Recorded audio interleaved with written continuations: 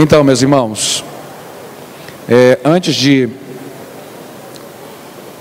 fazer esse resumo, vocês estão vendo aí na tela a propaganda dos meus 2 livros. Eu quero até agradecer aos irmãos que na parte da tarde investiram na minha vida. Sobraram poucos livros ali à disposição dos irmãos. Tem aí o livro Cinzas do Altar, Vencendo a Guerra contra o Velho Homem. É um livro sobre novo nascimento. Um livro muito importante para você entender o tamanho, o peso do sacrifício que Cristo realizou na cruz do Calvário. E para você entender que a guerra não termina enquanto não formos chamados para a glória. Você vai lutar contra você mesmo por toda a sua vida. E temos um programa de discipulado, que é um livro que tem muito a ver com o que estamos ministrando aqui, chamado Programa Filhos Queridos, ou Profic. Você vai ter aí nesse programa 14 lições sobre os rudimentos da fé. A primeira delas, eu estava vendo, pastor Júnior, a ordem de doutrinas que o pastor Antônio Gilberto sugeriu, e eu estive no velório dele. É um homem que eu me espelho, me admiro muito, e eu estava comparando aquela ordem com os assuntos que estão dentro do Profic, do programa Filhos Queridos, e praticamente tudo que o senhor citou ali está listado nesse programa, que foi sendo produzido aos poucos, à medida que a gente ia tratando com novos convertidos, percebendo a importância de tratar com eles assim de assuntos que não podiam ser deixados para depois. É o mais básico do básico. Eu costumo dizer que quem não conhece o que está no programa não pode nem se dizer um cristão ainda. Primeira lição fala sobre salvação, a salvação e os seus reflexos, tá? Aí você sai dessa e vai para uma outra, cujo tema é o problema do pecado e a bênção da confissão.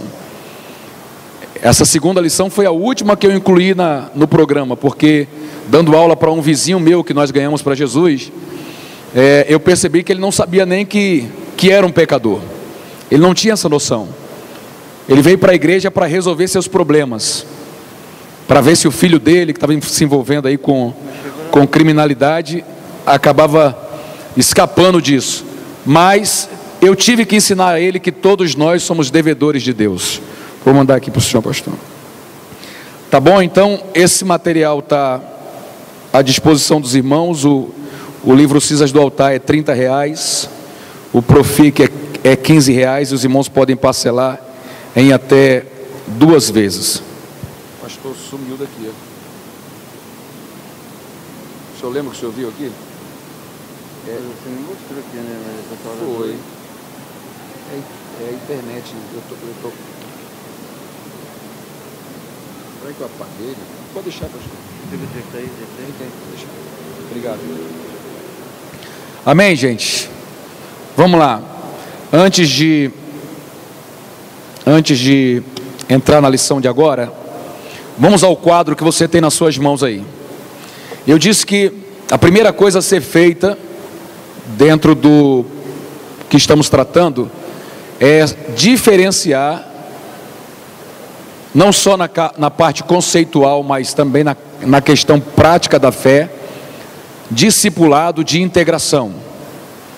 Eu expliquei aos irmãos que discipulado é uma coisa, integração é outra.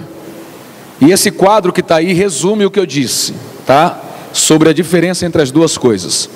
Então, discipulado é aperfeiçoar na fé.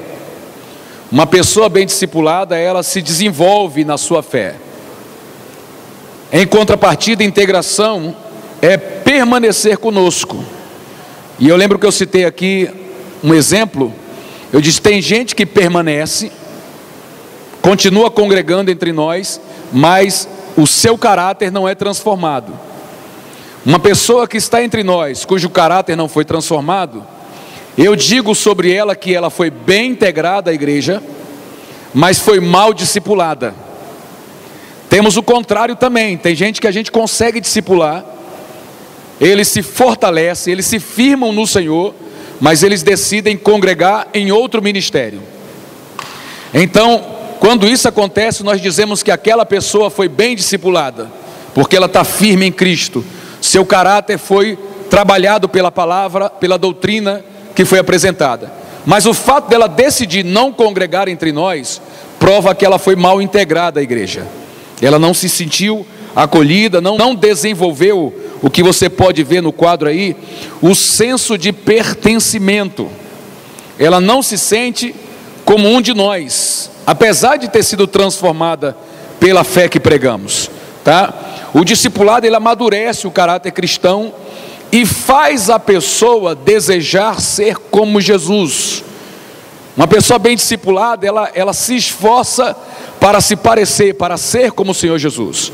Já a pessoa que é bem integrada, e nós vamos explorar isso um pouco mais na ministração de hoje, ela se sente uma com o grupo, ela se sente parte de nós, ela tem prazer de estar em nosso meio. Por isso que são conceitos diferentes, tá? Olha aí, alguém bem discipulado diz assim, ó: Deus me transformou através das pessoas desse lugar. Ela está dizendo, o discipulado aí é bem trabalhado. Uma pessoa que é bem integrada diz assim, ó: essa é a minha casa, jamais, ou eu não saio mais desse lugar. Glória a Deus. E por fim, quando eu discipulo, eu me esforço para levar a pessoa a Cristo. Quando eu integro, eu me esforço para que a pessoa ame a igreja local. Deu para pegar a diferença aí, gente? Tá? Qualquer outra dúvida aí, tem aí o restante da lição. Eu tratei pela tarde sobre discipulado, e agora nós vamos falar sobre integração. Temos dois textos, eu usei de tarde e tenho que ler agora também. Dois textos base para o nosso estudo. Não me escolhestes vós a mim, João 15,16, mas eu vos escolhi a vós, e vos nomeei para que vades e deis fruto, e o vosso fruto permaneça. Glória a Deus. Isso é discipulado. Ganhei e não perco, ele permaneceu na presença de Deus. Integração: seus filhos serão como brotos de oliveira ao redor de qual mesa, gente? Da sua mesa. Você não perderá os seus filhos, tá? Glória a Deus. Então, como foi dito pela manhã, na parte da tarde, o propósito é garantir que as vidas que o Senhor confia a nós e as nossas igrejas sejam aperfeiçoadas na fé e permaneçam conosco, servindo a Deus com alegria. Eu mostrei que o objetivo é fechar a porta dos fundos. Só tem um problema aqui, eu estou vendo. Ah, sabia. Foi feito o resumo, deixa eu correr para o outro. Então, eu fecho a porta dos fundos quando eu discipulo e quando eu integro bem uma pessoa na casa de Deus. Para quem não estava aqui, deixa eu dar mais uma palavrinha só. A gente se esforça, a gente vai na rua, a gente evangeliza, a gente visita, a gente distribui folheto, nós fazemos campanhas, a gente ora e a gente ganha a pessoa. Mas existe uma porta enorme no fundo das igrejas, pelas quais as pessoas que a gente ganha com tanto sacrifício acabam se perdendo. Algumas, o que é pior, se perdem para o mundo, porque foram mal discipuladas, e outras se perdem para outras igrejas, porque não foram bem integradas à casa do Senhor. E eu disse que esse problema que a gente acaba enfrentando, talvez seja decorrente do fato de que a gente tem uma sala só, na maioria das igrejas, e bendito seja Deus pelas igrejas que ainda tem uma sala para isso, né? Uma sala só para tratar das duas coisas. E parece que o fato de ter uma sala para tratar dessas coisas desliga o restante da igreja dessa obrigação de cumprir esse papel com excelência. E aí você vê assim um grupo de irmãos que trabalha no discipulado da integração, se esforçando para fechar a porta do fundo, e o restante da igreja distraído, sem se envolver com essa missão. E eu disse mais cedo que todos, eu proponho uma nova mentalidade, que é que todos somos discípulos e todos somos discipuladores. Nós não podemos perder mais ninguém que Deus traga para congregar conosco aqui nesse lugar. Você concorda com isso? Amém? Glória a Deus. Então, falamos de discipulado, eu quero agora falar sobre integração.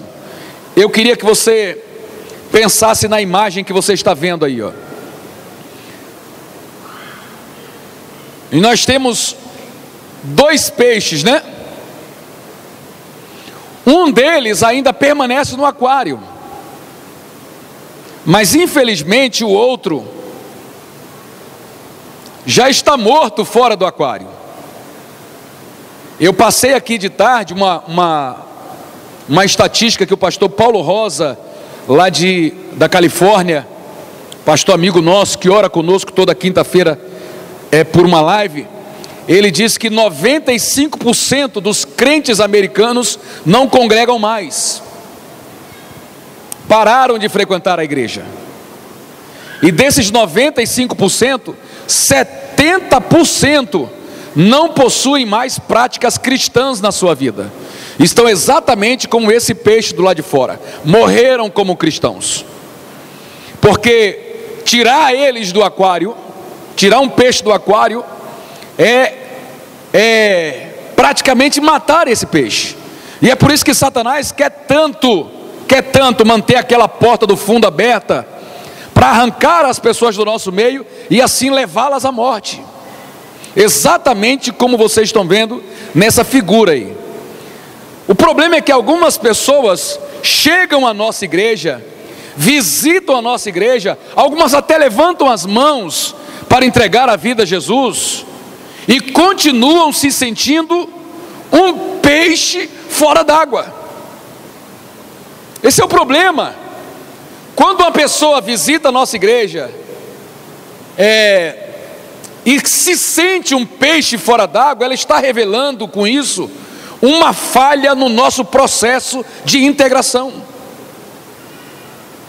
Por quê? Porque era para ela se sentir bem em nosso meio.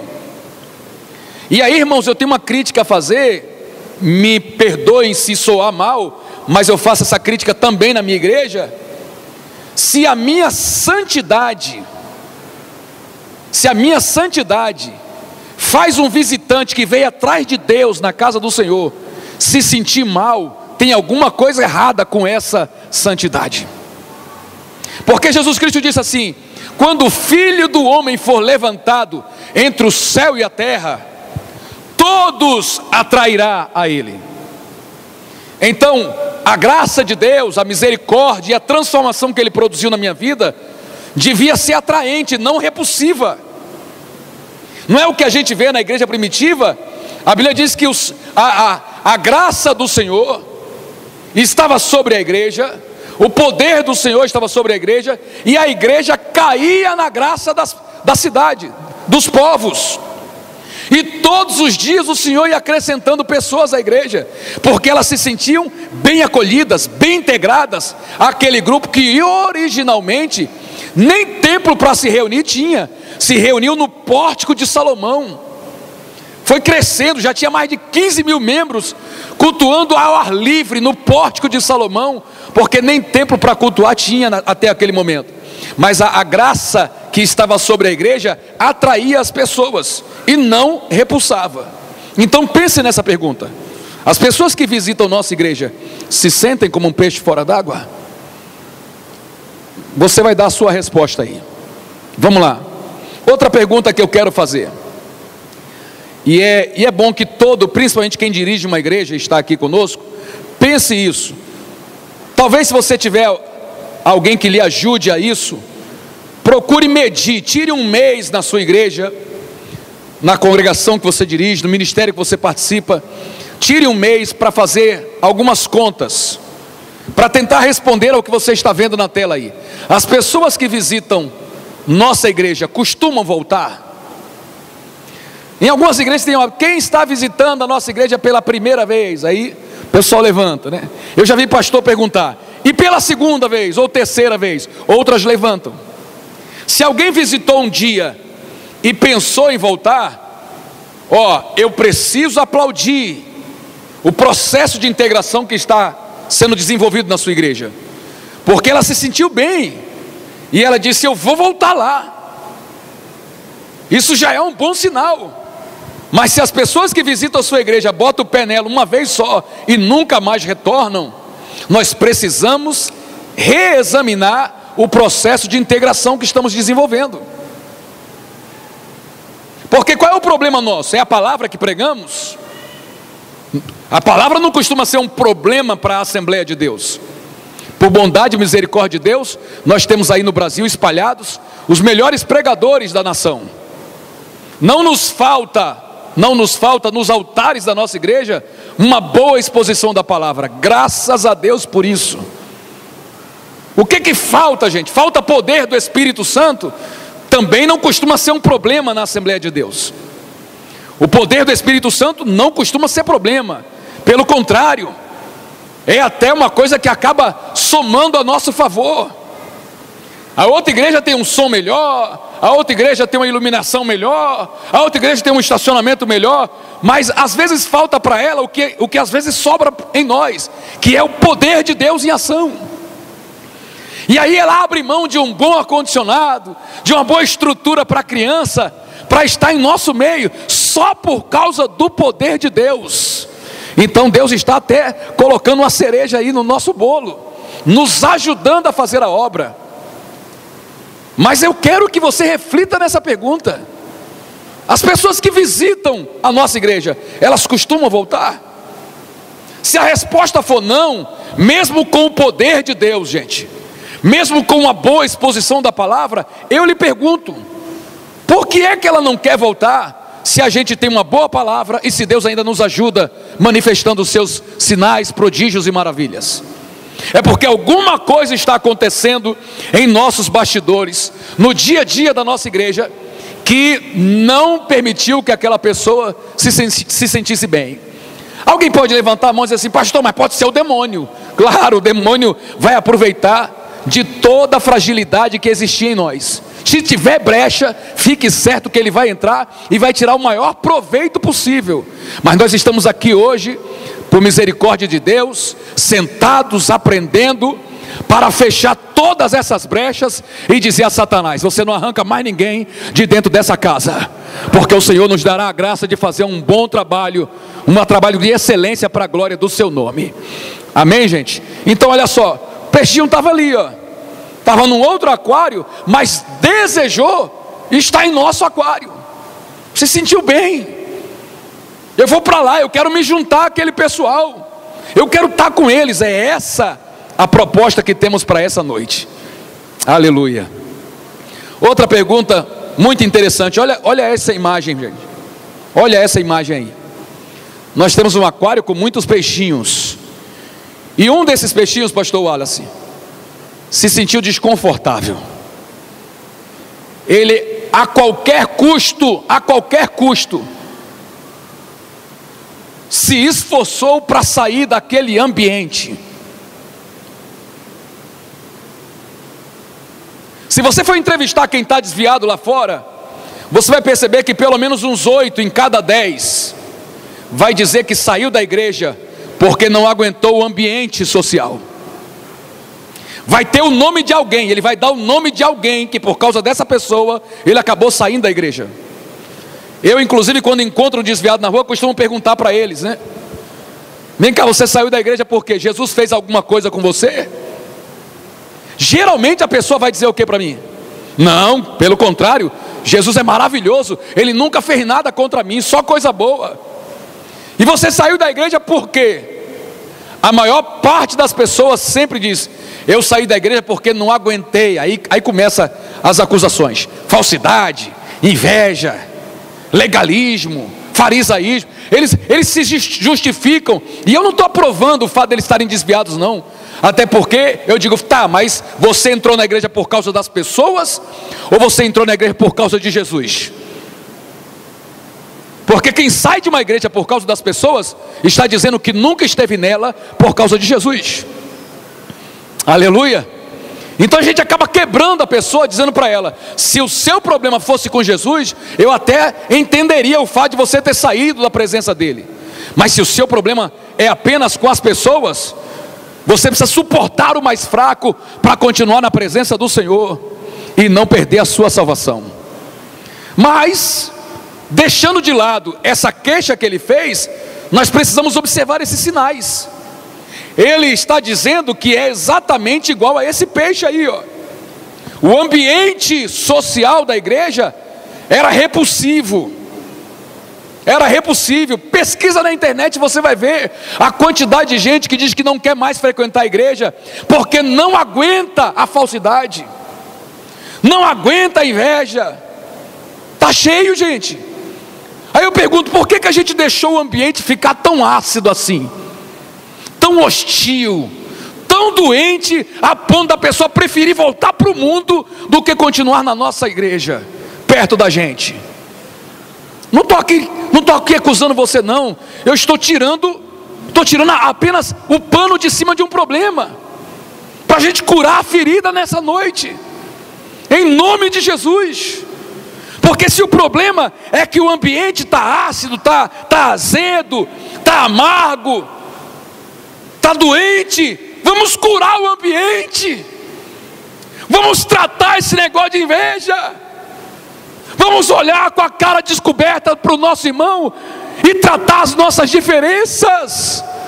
Para quê? Para que ele diga, olha, não tem espaço para mim no mundo, eu vou continuar na presença do meu Deus. Aleluia, amém, gente? É fundamental que a gente cure essas águas aí, para que Deus continue com o seu rebanho reunido nesse glorioso aprisco que é a casa do Senhor. Aleluia.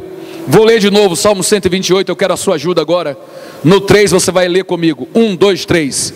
Seus filhos serão como brotos de oliveiras ao redor de sua mesa. Aleluia. Eu disse que para mim não é suficiente que os meus filhos sejam bem discipulados, mas queiram congregar em outra igreja. Eu vou contar uma experiência que eu vivi. Eu não vou dizer a denominação do pastor em respeito à denominação, porque a denominação não pode pagar por isso. Mas a filha de um pastor com o seu marido resolveu, um pastor de outro ministério, resolveu congregar na minha igreja. E na época ela usou a desculpa de que era mais perto da casa dela do que a igreja do pai. Claro que o pai dela não gostou. Passou um tempo, o irmão dela com a esposa dele, que morava mais perto da igreja do pai do que da minha igreja, veio também congregar comigo lá na nossa igreja. E aí quando esse que morava mais perto do pai dele, da igreja do pai dele, do que da minha igreja, veio congregar, eu percebi que tinha alguma coisa errada ali, no ministério daquele querido pastor. E aí passou um tempo, quem começou a frequentar a nossa igreja foi a esposa do pastor. Já viu que a coisa ficou estreita, né? E aí um dia a esposa chegou para mim e falou: pastor, eu quero passar para esse ministério. E aí eu tive que dizer para ela: mas eu não recebo a irmã aqui. Eu falei para ela: pastor, eu não vou receber a irmã aqui. Aí ela contou os problemas que estava vivendo naquela igreja, e eu disse: irmã, eu vou lhe ajudar em oração. Eu vou chamar a minha esposa e nós vamos fazer uma campanha de oração. Vamos orar 7 semanas e jejuar 7 semanas para Deus te dar essa vitória e curar aquele lugar. Falei para ela: mas eu não admito que a senhora venha congregar conosco. Eu não gostaria que a minha esposa congregasse na igreja de outro pastor. Aí ela: se a senhora aceitar, eu lhe ajudo em oração. Depois das 7 semanas, a gente pode conversar de novo sobre esse assunto. Aí, para piorar a situação, na 5ª semana, o esposo dela não sabia que a gente estava fazendo essa campanha. A gente fazia a campanha na casa de uma das filhas, ia lá entregar o jejum na casa de uma das filhas. E aí um dia, na 5ª semana, ele chamou ela e disse assim: eu entendo que você precisa congregar na igreja do pastor Jean. Ele mandou ela congregar. E aí eu fui conversar com ele e disse: pastor, estamos com um problema, eu não tenho condições de pastorear minha família.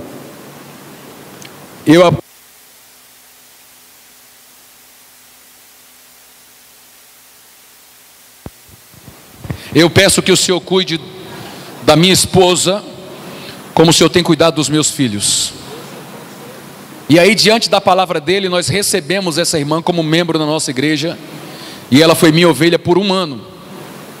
Ele entregou o ministério naquele intervalo e veio ser ovelha nossa também. Graças a Deus, a família está restaurada, e fora a primeira irmã com o seu esposo, que congrega comigo lá em São Cristóvão, todo o restante da família voltou a congregar com aquele pastor que reassumiu um outro ministério, para a glória de Deus Pai. Mas veja o desconforto que eu senti, que ele sentiu e que qualquer pastor aqui sentiria, se o seu filho, apesar de crente, congrega em outro lugar. Eles não estão ao redor da minha mesa, e a promessa de Deus, irmãos, é que os nossos filhos sejam como brotos de oliveira ao redor da nossa mesa. Eu quero profetizar, se Deus assim me permite, que os seus filhos congregarão na mesma igreja onde você congrega, servirão a Deus do seu lado, aleluia, serão uma bênção também no seu ministério, fortalecerão aquilo que você já faz para o Senhor, em nome de Jesus, em nome de Jesus, oh glória, em nome de Jesus. Então eu pergunto, por que os nossos filhos precisam congregar em outros ministérios? Se o ministério onde estamos, o nome do nosso Deus é glorificado, a palavra é ensinada, Deus opera milagres. Por que não? Pelo contrário, eles servirão a Deus aqui com a gente. Aí alguém diz assim, pastor, mas a Assembleia de Deus não é mais uma igreja para jovem. Por que não é uma igreja para jovem? O que o jovem precisa do evangelho que nós não podemos oferecer? Pastor, um telão, tem telão aqui também, irmão. Pastor, mas não é telão de LED, mas se quiser, se o problema é esse, a gente compra.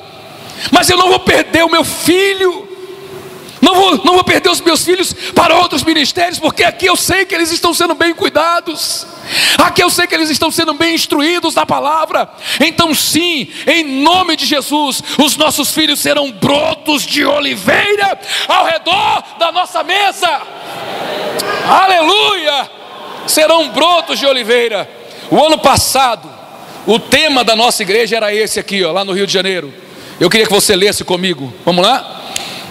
Meus filhos e meus netos terão a mesma fé que eu tenho e servirão a Deus com alegria. Oh glória! Você concorda em repetir mais uma vez? Bem bonito, gente, vamos lá, 1, 2, 3. Meus filhos e meus netos terão a mesma fé que eu tenho e servirão a Deus com alegria. Aonde, gente? Na Assembleia de Deus.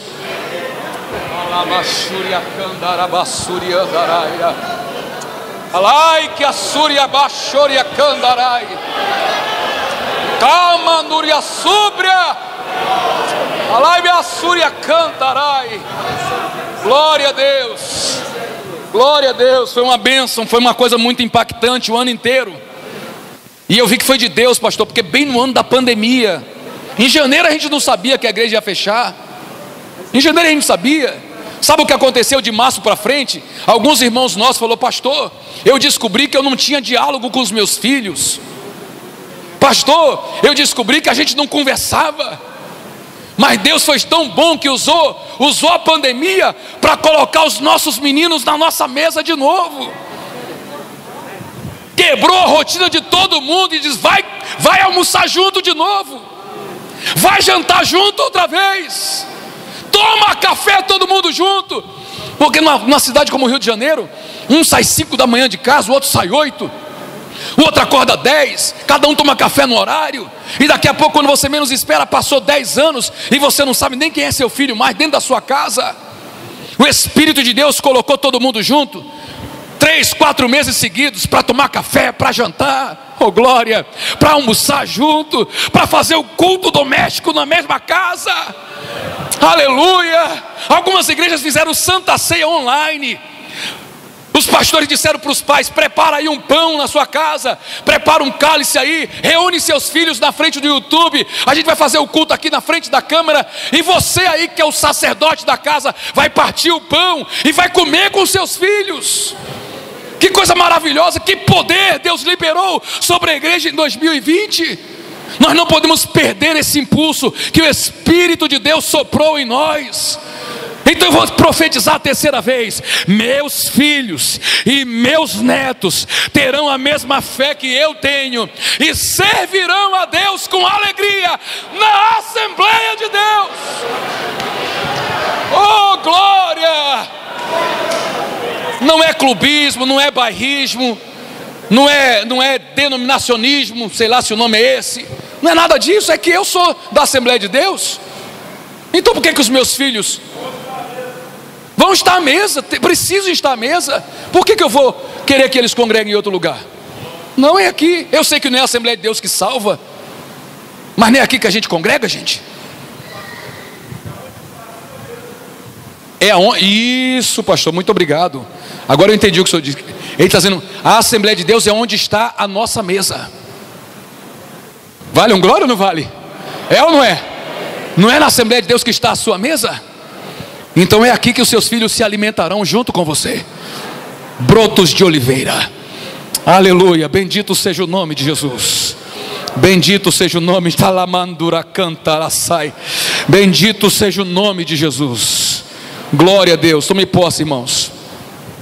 Nas primeiras mensagens que foram ministradas sobre esse tema ano passado, deixa eu abrir esse parêntese, alguém discerniu assim, ó: gente, vocês já pararam para pensar que na Assembleia de Deus de hoje os mais velhos estão sendo deixados de lado?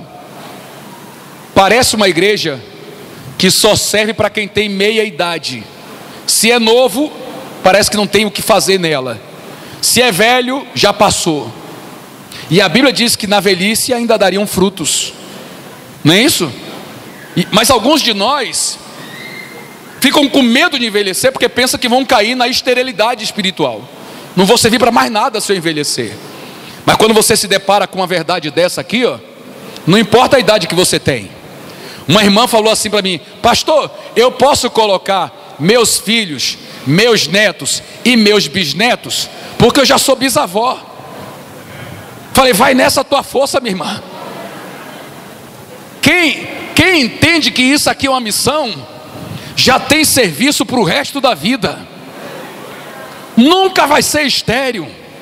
Ô pastor, nunca mais me chamaram para pregar. Depois que eu fiz 70, ninguém me deu oportunidade para ministrar na igreja. Ué, prega para os seus netinhos, meu irmão. Junta teus filhos, conta a história de como você se converteu. Aleluia. Um pastor chegou para mim, um pastor idoso, que congrega comigo lá em São Cristóvão, falou para mim: ô pastor, estou doente, estou velho, para mim eu estou só esperando morrer. Queria tanto que Jesus me levasse logo, tadinho, com depressão. Eu falei: mas por que o senhor está falando isso? Aí a filha dele encostou: ô pai, não fale isso não, você vai deixar o pastor nervoso. Eu falei: não, deixa ele falar. Aí ele falou que: não pastor, não sei mais para lá, eu não tenho mais, a minha cabeça não funciona mais para pregar. Eu gostava de pregar, mas agora eu estou tão destreinado, por isso que eu não aceitei a oportunidade lá. Eu falei: irmão, deixa eu falar um negócio para o senhor tem muita coisa para fazer para Deus ainda.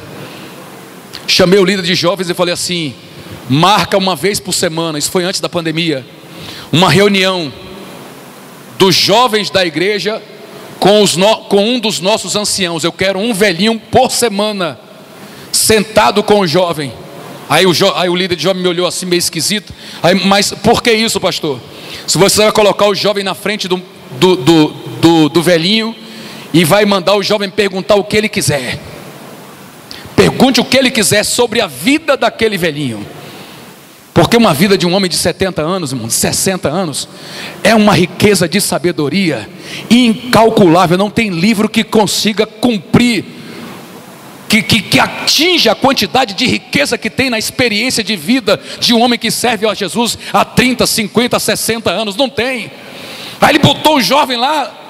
Aí já perguntaram: como é que o senhor conheceu a irmã fulana? Já foram logo no mistério, né? Querem casar? Aí ele contou, irmão, não queriam acabar a conversa. não queriam, e o pastor se sentiu vivo. Quando precisar pode marcar de novo. Sabe por quê? Porque você tem missão para cumprir para Deus pelo resto da história. Você será um instrumento para não deixar ninguém se perder mais nessa igreja. Diga glória a Deus se você confia nisso. Eu abri aí um pouco para a questão da família, mas eu preciso voltar, tá? Para a questão da integração. Não sei se vai dar para ler ali. Dá para ler, não dá? Principais razões, também está na apostila, tá? Está na apostila aí. Principais razões. Isso aí foi uma pesquisa feita pelo Instituto Caminho de Vida, Lifeway, lá nos Estados Unidos. Eles fizeram uma pesquisa perguntando por que as pessoas resolvem trocar de igreja. 54%, isso lá nos Estados Unidos. Eu acho que aqui no Brasil a realidade é outra. Como o pastor ministrou aqui, a questão cultural acaba exercendo influência sobre a questão doutrinária de algumas igrejas que não respeitam a palavra como deveriam, tá? Mas lá nos Estados Unidos é outra cultura, eles são mais voltados à leitura. No Brasil a gente lê pouco. Quando era na época de DVD, irmãos, quando era na época de DVD, eu chegava nas igrejas num congresso de jovens com uma mala desse tamanho, cheia de DVD, e geralmente voltava sem nada para casa. Aí DVD ninguém compra mais, né? E eu também já tinha livros publicados, eu levo os meus livros.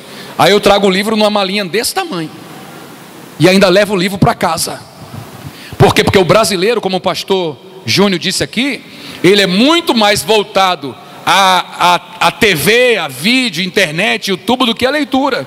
Eu coloquei hoje no meu Instagram, parece que o senhor tinha visto. Coloquei hoje no meu Instagram. Por que algumas pessoas conseguem coisas que a maioria não consegue? Aí tem uma figurinha, uma multidão de gente assistindo Big Brother Brasil, e uma pessoa só de livro aberto. Quem é que você acha que vai fazer a diferença? Quem tá com a cara no Big Brother, ou quem está com a cara dentro de um livro? Né? Então, lamentavelmente, aqui no Brasil nós não temos a cultura de leitura que temos lá nos Estados Unidos. Até onde eu vi, um americano lê um livro a cada 5 dias. É a média de livro americano que se lê que o americano lê. A cada 5 dias eles consomem um livro.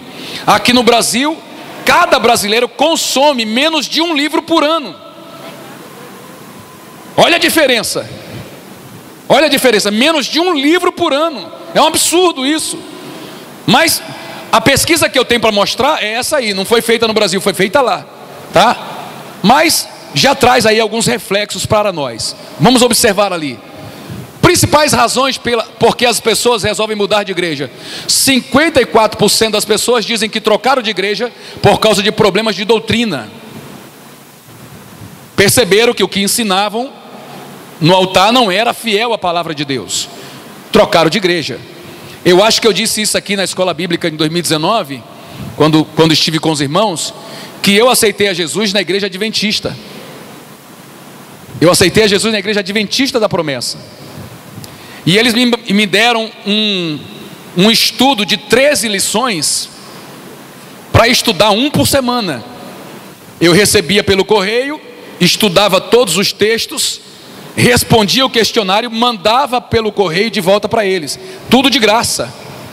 Até a postagem do questionário era de graça, já estava pago. Na outra semana eu recebia o segundo, o terceiro, e fui fazendo. Quando eu cheguei na 13ª lição, era sobre o sábado. E aí os versículos que eles colocavam para mandar eu guardar o sábado contrariavam o argumento do estudo. E eu, aos 16 anos de idade, entendi que não era naquela igreja que eu ia congregar. Eu entendi, não vou congregar aqui, porque eles estão ensinando uma coisa que não é o que está escrito.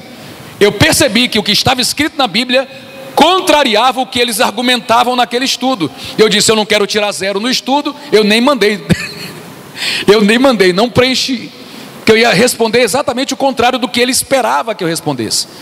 E aí Deus me conduziu e acabei chegando na Assembleia de Deus. Estou nela até hoje, para a glória de Deus Pai. Não estou dizendo que é melhor, que é pior, mas foi onde eu entendi que a doutrina tem sido respeitada. Então muita gente troca de igreja, como foi o meu caso, por problemas de doutrina. 48% das pessoas dizem que trocaram de igreja porque se mudaram de residência. Normal. Olha, eu não queria sair dali, mas eu me mudei e não tenho mais condições de congregar naquele lugar. Terceiro, pelo estilo de pregação. Se encantou com um outro pregador, um pastor daquela igreja, eu gosto de ouvir mais ele do que o meu pastor, e ela acaba trocando de ministério. Olha que coisa séria, 12% dos americanos dizem que trocaram de igreja por causa de algum erro do seu pastor. Pecado, adultério, roubo, alguma coisa assim, um escândalo que aconteceu. Trocaram de igreja, é a porta do fundo aberta. Alguém da família quis mudar, e para a família não dividir, ele acabou acompanhando. Visão política diferente. Agora isso está acontecendo no Brasil também, né?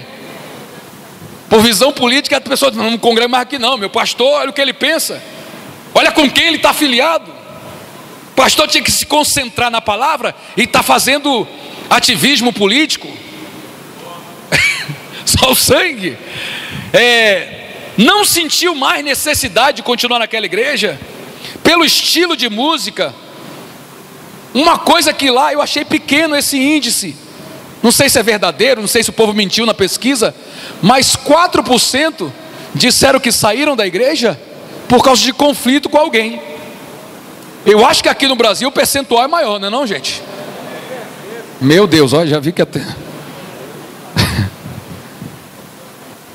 E 3% disseram porque meu amigo parou de frequentar, ou seja, estava ali por causa do amigo. O amigo parou, ele parou também. É uma pesquisa interessante, e talvez seja um desafio para a gente fazer um levantamento desse aqui no Brasil, né? Pra gente, eu já percebi que aqui os números seriam diferentes.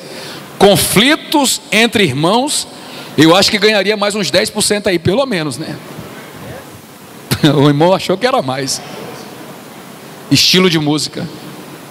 Aqui no Brasil cresceria também, né? Pelo estilo de música. Me levaram numa igreja e falaram, você tem que conhecer a igreja, tá uma benção. Eu fui lá na igreja, irmão. Eu até entendo quem gosta, mas eu acho que eu estou velho demais para gostar disso. Irmão, a música estava tão alta que tinha um bebê do meu lado. Eu não tô de brincadeira. O bebê do meu lado, a mãe levou o bebê com um abafador dessa altura aqui, abafador, tipo fone de ouvido, né? Para proteger o ouvido da criança. Aí eu falei assim, você está preocupado com o ouvido da criança e não está preocupado com o meu? Uma música pesada, uma metaleira terrível, luz colorida, piscando, painel, caramba. Lembrei da época que eu era ímpio, as boates eram assim mesmo, mas cada um com o seu cada um, né? Cada um com o seu cada um.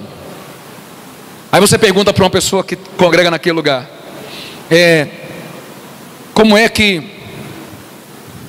que você entende, por exemplo, a doutrina da salvação? Ele está com a cabeça tão atribulada do som alto, que ele não tem nem ideia do que é salvação, quanto mais a doutrina sobre isso. Então, meu irmão, continue comendo com a sua família e com seus amigos ao redor dessa grande e gloriosa mesa. Aleluia, glória a Deus. Vamos lá, propósitos da integração. Deixa eu ver meu tempo, 35. Leia comigo quais são os primeiros: recepcionar, receber, acolher e integrar. Então observe que não dá para colocar uma missão dessa nas mãos de um grupo de 5, de 10 pessoas. Eu sou da integração. Nós somos um grupo de 10 pessoas. Poxa, mas nós somos uma igreja de 1000. Por que apenas 10 pessoas estão preocupadas com a missão de integrar quem chega? Quais são os propósitos da integração? Leia comigo de novo: recepcionar, receber, acolher e integrar. Aí eu pergunto, isso é missão de um grupo de 10 pessoas ou é missão da igreja inteira? É missão só do porteiro da igreja para sorrir?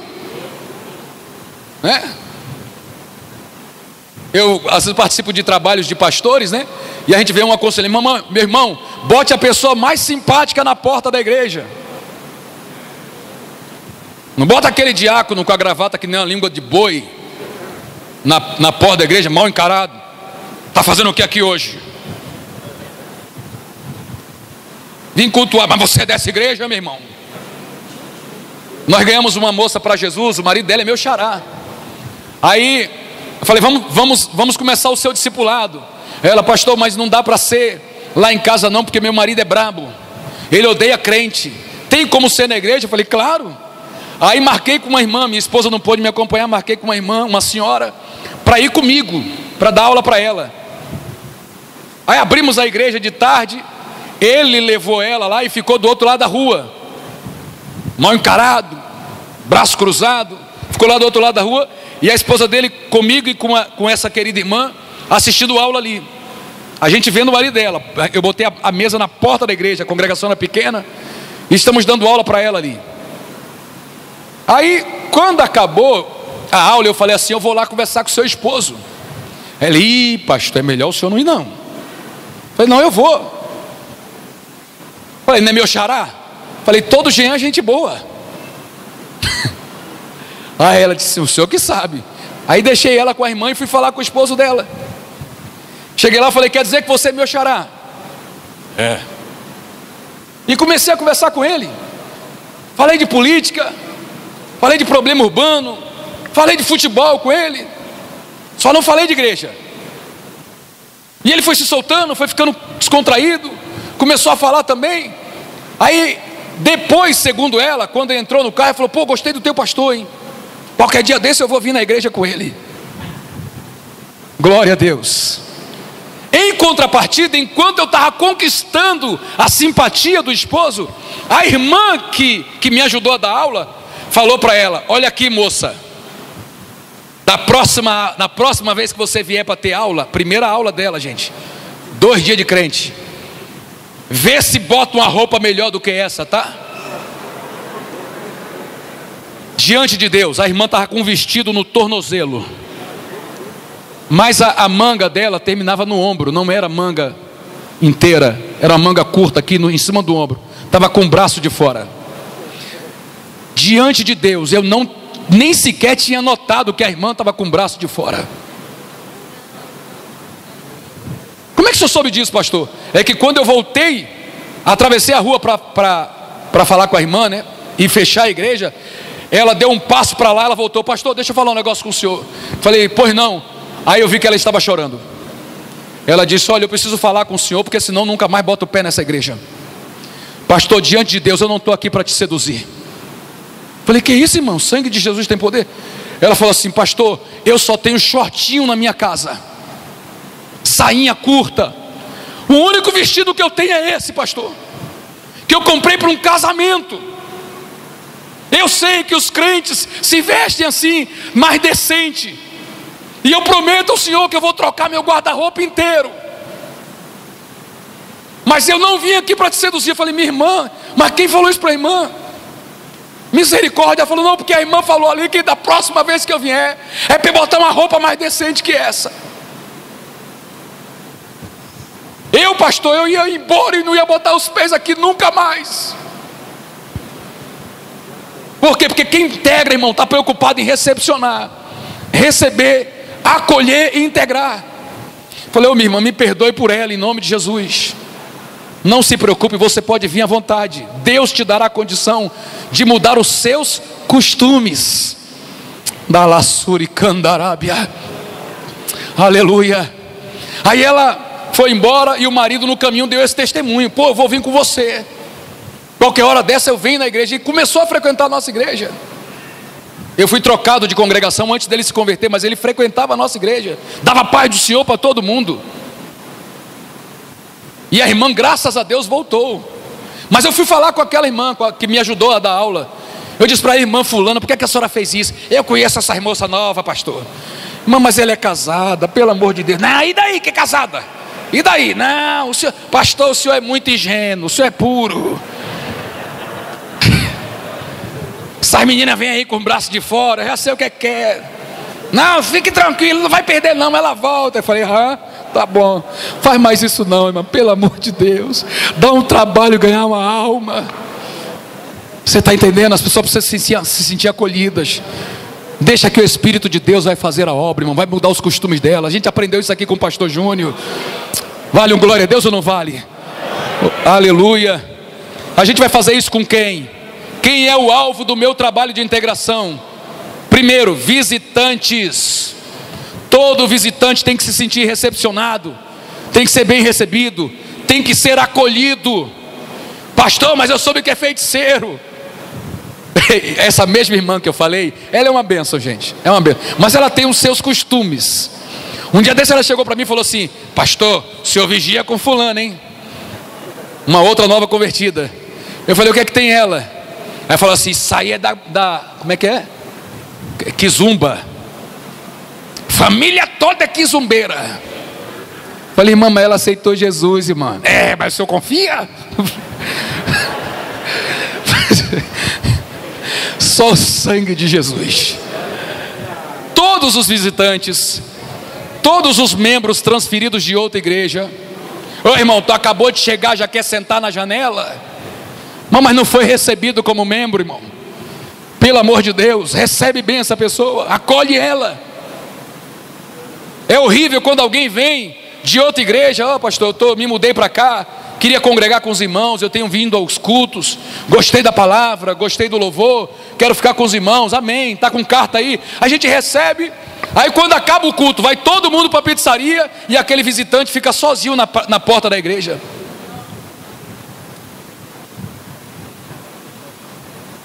Daqui a pouco ele vai procurar outro lugar. Um irmão chamado Valdemar apareceu na nossa igreja, e a igreja era pequena, quase não tinha visitante. Ele sentou assim bem na ponta dos bancos, assim no corredor, e eu falei, eu já vi que tem um visitante hoje, né?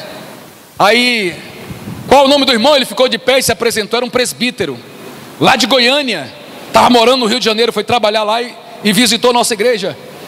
E ele era careca, gente, mas completamente careca, completamente. Aí eu falei para ele, irmão, estou vendo que o irmão tem um brilho aí sobre a cabeça. Aí a igreja já me conhece, caiu na gargalhada, ele riu também. Aí eu falei, eu quero dizer ao irmão que todo mundo que tem um brilho igual a esse, ao irmão, aqui nessa igreja, já sai na frente. Não gosto de gente cabeluda não, falei para ele. Eu gosto de quem tem esse brilho aí, que nem o irmão aqui de máscara azul aqui, ó. Irmão, vou lhe dar um abraço no final do culto aqui, meu irmão. Irmão, é uma bênção. Esse pessoal com cabelo grandão, com topete para cima, são abusados. Eu não gosto dele não, eu gosto desse pessoal que tem brilho. Brinquei com ele assim, ele começou a chorar no culto, se sentiu emocionado, porque ele estava morando no Rio de Janeiro há 6 meses. Ele frequentou algumas igrejas nesses 6 meses e falou assim: ninguém dirigiu a palavra para mim. Em algumas igrejas eu até fui apresentado como visitante, mas ninguém apertou minha mão, ninguém me deu um abraço, ninguém perguntou quem eu era. O senhor e outra coisa, naquele dia eu desci do púlpito, fui lá e dei um abraço nele. Falei, vou lhe dar um abraço, com esse brilho aí o senhor merece um abraço. Dei um abraço nele. Saiu dali, ele já foi lanchar com a gente no final do culto. Aonde ele congregou 3 anos enquanto morou no Rio de Janeiro? Me diz onde ele congregou. Lá na nossa igreja, um excelente professor de escola dominical. Quando ele foi recebido, e eu vi que ele era presbítero, apresentamos ele na sede, a sede o recebeu. Ele falou assim: pastor, estou aí. Eu falei, o irmão faz o que lá? Fazia o que lá em Goiânia? Eu falei, eu só dava aula na escola dominical. Eu falei, se bota ele na escala de professor. Pronto, já estava integrado. 3 anos, agora ele está lá em Foz do Iguaçu. A Odebrecht transferiu ele para lá, está lá em Foz do Iguaçu, e diz assim: meu pastor, já estou fechando aqui com o pessoal. Em breve, quando passar essa pandemia aí, vamos trazer o senhor aqui, para o senhor pegar a palavra de Deus aqui para a gente. Continua meu amigo. Sabe por quê? Porque foi bem integrado, foi recebido com alegria. Vamos seguir. Recém-convertidos, idem, precisam ser bem acolhidos.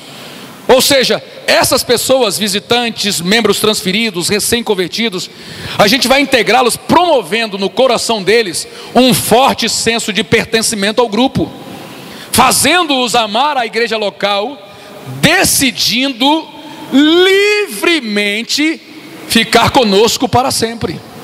Porque não adianta você forçar. Tem pastor que amaldiçoa. A pessoa diz: eu quero carta de mudança. Aqui não dá carta não, irmão. Quer desviar, desvia. Mas irmão, não estou desviando não, é que eu estou de mudança. Não, pelo amor de Deus, passou essa época, gente. Você não é dono, eu não sou dono de ninguém. Não foi bom receber quando veio de fora? Qual é o problema liberar alguém que quer ir para lá? Então, se não for livremente, também não importa. Está aqui forçado, não é o caso. Isso não é integrar, isso é forçar. Integrar é fazer ela se sentir bem, amar a igreja e decidir ficar livremente conosco para sempre. Quer comentar alguma coisa aí, pastor? Deixa o microfone ao pastor aqui, por favor.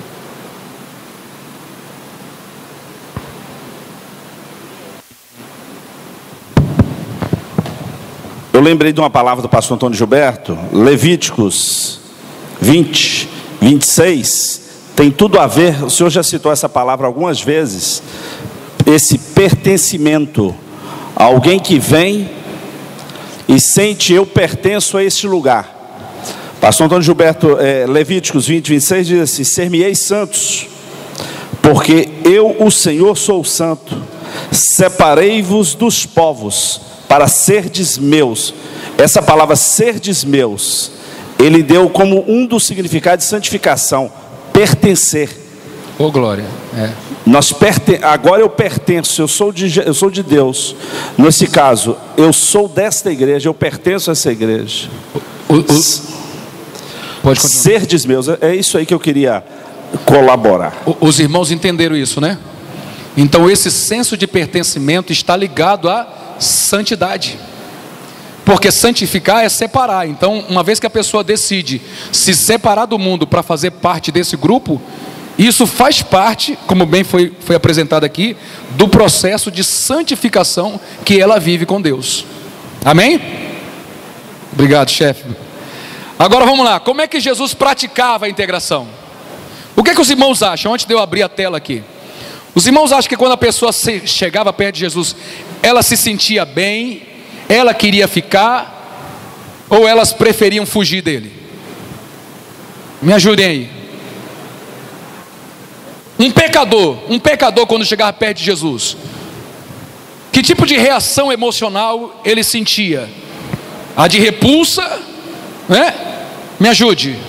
Ou a vontade de estar presente, né? A vontade de estar presente. O gadareno, irmão, um demônio, mais de 6.000 demônios no corpo, e ele quando viu Jesus chegando, ainda foi ao seu encontro. A famosa mulher pecadora de João 12, as crianças, e olha como essa questão da integração é tão séria, que as crianças queriam chegar e os discípulos impediam. Olha que coisa terrível. Era para ajudar, estava atrapalhando. Aí Jesus: deixai vir a mim os pequeninos, porque dos tais é o reino dos céus. Deixa vir. Mas a gente atrapalha, né? Vamos lá. Tá na apostila e vai entrar na tela agora aí, ó. Primeira atitude de Jesus na prática da integração. Leia comigo: criando um ambiente sem julgamento. Porque, irmão, julgar a pessoa é complicado demais. Eu já tive que dar uma bronca no diácono, porque impediu uma pessoa de bermuda de entrar na igreja. Um ímpio, pensando em se matar, mas no caminho ele cruzou com a igreja, viu a igreja de porta aberta e pensou em entrar. Quando ele quis entrar, o diácono barrou o homem. Aí ele falou: não posso entrar não. Aí falou assim: você mora aqui perto? Aí o rapaz disse: moro. Então vou botar uma calça e volte.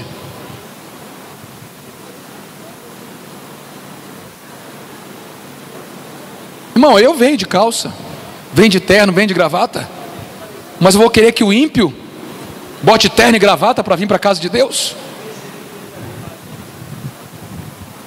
Ainda tem, pastor, depende do lugar, né? Tem lugar que não tem, mas tem pessoas naquele lugar que tem. E esse diácono estava na porta exatamente. E aí um outro viu e correu pelo corredor, falou: pastor, o rapaz ali. Aí eu fui: não, deixa o moço entrar. O diácono não gostou muito não, mas o rapaz entrou. E em vez de se matar, entregou a vida para Jesus naquele dia. Agora, se o rapaz assim, tá vendo? Nem Deus quer que eu entre. Onde é que ele estaria agora? Como é que seria isso? O que aquele irmão fez na porta? Julgou a pessoa. Eu sou mais santo que você, ó. Olha a minha roupa, olha a sua. Julgamento. Isso não é santidade, isso é farisaísmo. Por que os teus discípulos comem sem lavar as mãos? Perguntaram para Jesus. Isso é Bíblia ou isso é costume? Você aprendeu aqui hoje. Lavar as mãos antes de comer, isso é Bíblia ou costume? Costume. Por que comem? Aí Jesus disse: seus fariseus hipócritas, não é o que entra no homem que contamina ele, é o que sai do homem. Porque o que entra desce para o ventre e depois ele despeja em lugares escusos, mas o que sai procede do coração. Lave o exterior do copo, lave o interior do copo, e o exterior já estará limpo também.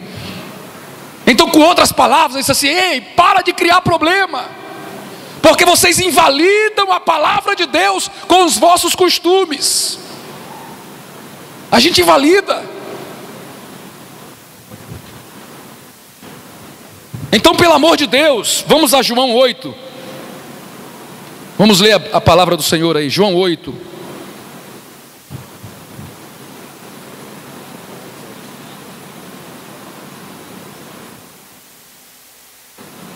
Verso 15. Quem achou aí? Vós julgais segundo a carne. Né? Jesus falou que faz o quê? Eu a ninguém julgo. Está vendo? O fariseu lá, o tal do Simão, quando viu a mulher agarrada nos pés de Jesus, julgou não somente a mulher, mas julgou Jesus também. Ele disse: esse homem não é profeta não. Se ele fosse profeta, ele saberia que tipo de mulher é essa que está nos pés dele. Aí Jesus, conhecendo o coração dele, falou assim: Simão, cheguei na sua casa, você não me deu água para lavar os pés, você não me cumprimentou com um beijo, você não me deu toalha, você não fez nada que era o mínimo para se fazer, para receber alguém com dignidade em sua casa. Essa mulher, desde a hora que entrou, não para de lavar os meus pés com lágrimas e secar com os cabelos. Então escute isso aqui: em verdade te digo, que aonde esse evangelho do reino for pregado, vão fazer menção dessa mulher. Glória a Deus. Eu a ninguém julgo. Quando a pessoa se sente julgada, se você, a depender do tipo de olhar que você der a ele, quando ele aparecer, você mata ela ali na porta. Mata na porta. Imagina alguém que está chegando aí mal vestido, né? Segundo os nossos padrões. Chegou mal vestido e você está lá na portaria para sorrir e olha a pessoa de alto a baixo. Ei, irmão, não volta na porta ou não volta? Volta na hora. Você se sente rejeitado. Já diz assim: não é o meu ambiente, já vi que não sirvo para isso. E já volta. Esse ambiente de julgamento, ele é tão terrível, que a pessoa que está olhando você, que está querendo conhecer o seu Deus, ela acha você tão santo, mas tão santo, que diz: eu só não entro para a igreja porque eu não consigo ser isso que ele é. Não dou conta de ser crente que nem ele. Então, o que é que Jesus fazia? Além de não julgar as pessoas, olha o que está escrito aí na tela, me ajude. Ele comia com os pecadores. Não é qualquer pastor que tem facilidade de tocar num assunto desse com a igreja. Eu mesmo não tenho. Eu acho perigoso dizer a um crente, a um jovem, a um irmão: para ele ter comunhão, para ele sentar para comer com os pecadores. Eu acho perigoso isso. E talvez eu ache que é perigoso porque eu não confio no que eu estou ensinando. Se eu confiasse, não tem problema ele almoçar na casa de alguém e jantar com alguém em algum lugar. Mas é ímpio, pastor. É ímpio, é pecador. Eu vou falar uma coisa sincera para os irmãos. Eu fui o primeiro cristão da minha família a se converter e me converti fora de casa. Eu saí com 14 anos de casa para estudar e nunca mais morei com os meus pais. Nunca mais morei. Com 16 eu aceitei Jesus. E a igreja naquela época me proibiu de manter vínculos com a minha família. Como, pastor? Simples. Eu não podia participar de mais nada que a minha família fazia. Mais nada. Porque agora eu era o santo. Não estou contando a história de ninguém, não estou contando a minha. Eu era o santo. Eu perdi as contas da quantidade de vezes que minha mãe falou comigo: meu filho, você não pode nem almoçar mais com sua mãe dia do domingo. Porque a família juntava para almoçar no domingo, mas tinha bebida, então não podia ir. Eu não podia ir. Aí eu falava para ela: mas mãe, eu estou na igreja. Quer dizer que agora a igreja é a sua família? Aí, quase 30 anos depois que eu entreguei minha vida para Jesus, minha mãe aceita a Jesus como seu Salvador, numa live no meio da pandemia. Porque na pandemia ela começou a me acompanhar todo o culto que a gente fazia. Lá de Sergipe, entregou a vida para Jesus. E o meu irmão está discipulando ela com esse programa daqui, ó. 30 anos para ver a minha mãe levantar a mão para Jesus. Sabe por quê? Ela sentiu que a igreja arrancou o filho dela. E hoje, com a maturidade que a gente tem, eu percebi que foi o que aconteceu. E estava tão claro na Bíblia, né? Jesus comia com eles. Se você tem convicção que é um servo de Deus e que vai morar no céu, você não tem que ter medo de jantar com um amigo do trabalho, de visitar um vizinho e passar uma tarde com ele, queimar um churrasco. Ô pastor, e se o vizinho abrir uma cerveja lá? Não beba. Tenha estrutura, seja um servo de Deus. E é interessante que depois que eu entendi essas coisas, eu passei a participar com alguns amigos disso. E aí eles vão beber, mas eu estou lá e falo assim: você não bebe, né? Eu falei: não, mas fique à vontade. Eu estou aqui por sua causa. Eu estou aqui pelo privilégio da sua companhia. Vamos passar esse momento junto. Ah, mas hoje eu não vou beber não. Vou tomar refrigerante com você. E pior que agora nem refrigerante eu tomo mais, pastor. Estreitou, né? Não tenha medo não, gente. Você está com o nome no livro da vida ou não está? Quem tem o nome no livro da vida aqui? Quem tem o Espírito de Deus na sua vida? Não é a treva que apaga a luz, é a luz que incendeia as trevas. Oh glória, assim brilhe a vossa luz no meio dos homens, para que vejam as vossas boas obras e glorifiquem a Deus que está no céu. Ninguém coloca uma luz, um luzeiro debaixo do alqueire. Pelo contrário, pendura no velador. Imagine se essas lâmpadas aqui estivessem todas embaixo dos bancos. Não ia resolver nada. A gente coloca ela no teto porque é esse lugar que ela precisa. Quem tem luz tem que procurar um lugar de destaque, tem que se fazer ver, tem que se mostrar ao pecador, tem que ir lá até ele e dizer: olha, a minha vida foi transformada. E hoje eu decorei um negócio: quando eu estou falando de Jesus para alguém, eu faço questão de dizer para ele: olha, se Deus transformou a vida desse camarada aqui, ó, a sua, ele vai transformar com muito mais facilidade. Ah, pessoa, que é isso, pastor? O senhor é um camarada decente, eu tenho problemas terríveis. Eu falei: mas você não me conheceu antes de eu aceitar Jesus não, cara. Você não sabe quem eu era. Você não tem ideia do que Deus teve que arrancar de mim para hoje eu estar aqui testemunhando para você. Se funcionou comigo, vai funcionar com você. Sabe por quê? Eu não sou melhor do que você em nada. Se hoje eu sou um crente em Jesus Cristo, não é pelos meus méritos, é pela graça e pela misericórdia daquele que mandou o Filho dele morrer por mim no Calvário. Aleluia. Então, pelo amor de Deus, volte a compartilhar dessa comunhão com o pecador. Nós não podemos. Na primeira lição desse livro aqui você vai ver que em nenhum lugar na Bíblia Deus recomenda o isolamento. Você já percebeu que quem mais traz pecador para a igreja é novo convertido? Quem já notou isso aí? Você ganha um novo convertido, aí vem a família, vem o primo, vem o vizinho, vem um amigo do trabalho, ele sai puxando um monte de gente. Nós ganhamos um rapaz chamado Alex. Aí do Alex veio a Denise, da Denise veio a Ana Júlia, da Ana Júlia veio o Paulo, do Paulo veio a Maria Eduarda veio a Deise veio os dois filhos, o Pierre e o Cauê. Foi agora, 2 meses atrás, o Alex levantou a mão para Jesus, e no espaço de 2 meses, essa lista de pessoas já veio entregar a vida para Jesus também. E eu lembro de alguns conselhos que eu dei na aula quando eu ministrei para o Alex. Alex, não se desligue da sua família.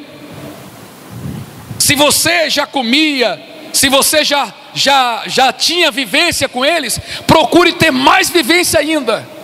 Não se preocupe, teremos um encontro aqui a cada semana. E você vai mostrando aos seus familiares o que Jesus fez. E anteontem, na quinta-feira, eu atendi no gabinete o Paulo. E o Paulo falou para mim: pastor, já tem 2 semanas que eu não bebo. Aleluia. Foi um dos amigos do Alex que aceitou Jesus. Eu confesso para o senhor que nessas 2 semanas eu até fumei umas 2 vezes, pastor. Mas eu estou mudando. Deus está me ajudando. Aleluia. Olha só, olha o testemunho dele. Desde que o Alex aceitou Jesus, nunca mais eu fumei maconha. Você está entendendo? Agora o problema é que Satanás quer que a gente pare de ter vivência com essas pessoas, porque estamos salvos, as outras vão se perder. Não, Senhor, volta lá na sua família, volta lá nos seus amigos de trabalho, chama para comer um bolo na sua casa, oferece um café para eles, e Deus vai salvar essas pessoas. Aleluia, oh glória. Deixa eu avançar aqui que eu tenho 25 minutos só. Mostre interesse em ajudar. Eu já citei esse texto aí de Mateus hoje.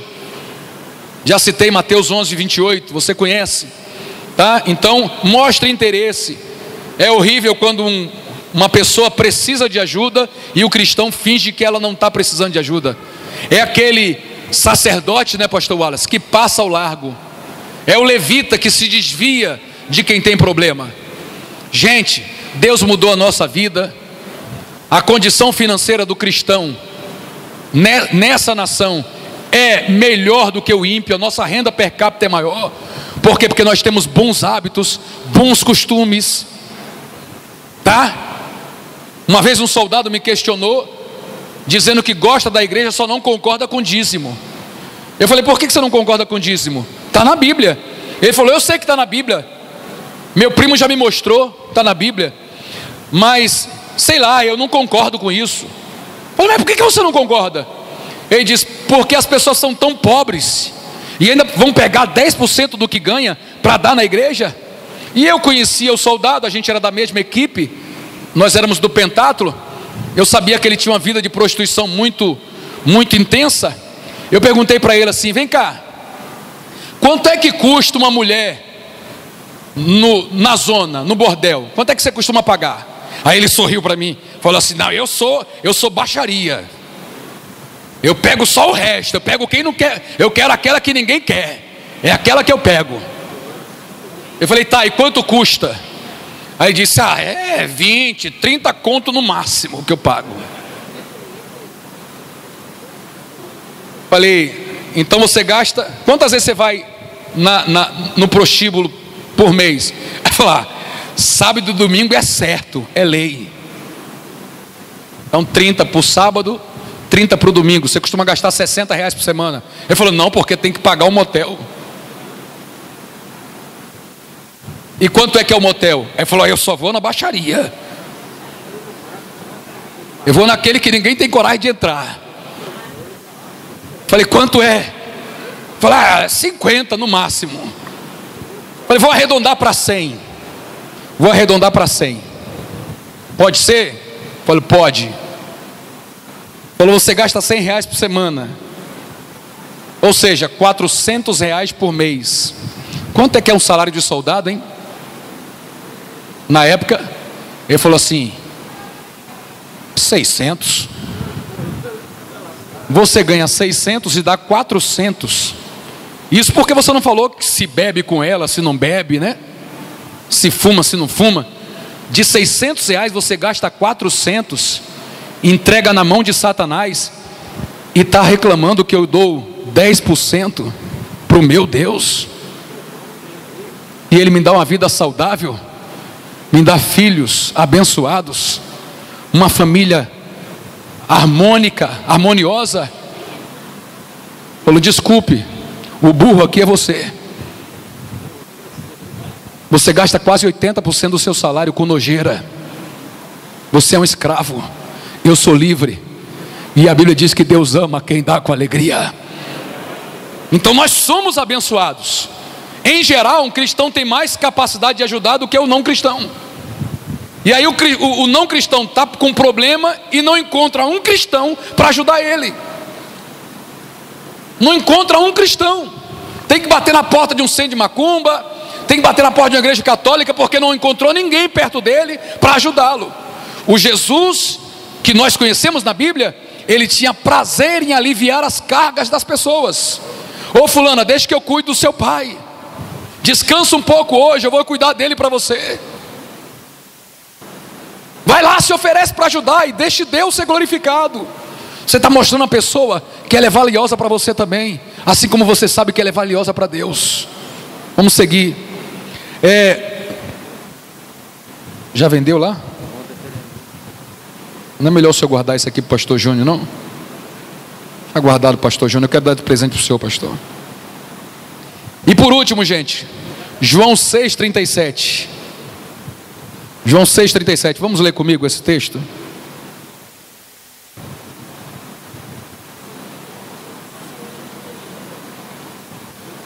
Se eu quero mesmo integrar alguém à igreja, eu não posso abrir mão dela. Não posso desistir dela. Pastor, mas ela desistiu de si mesma. Isso não importa. O homem desistiu de si mesmo, mas Deus não desistiu do homem.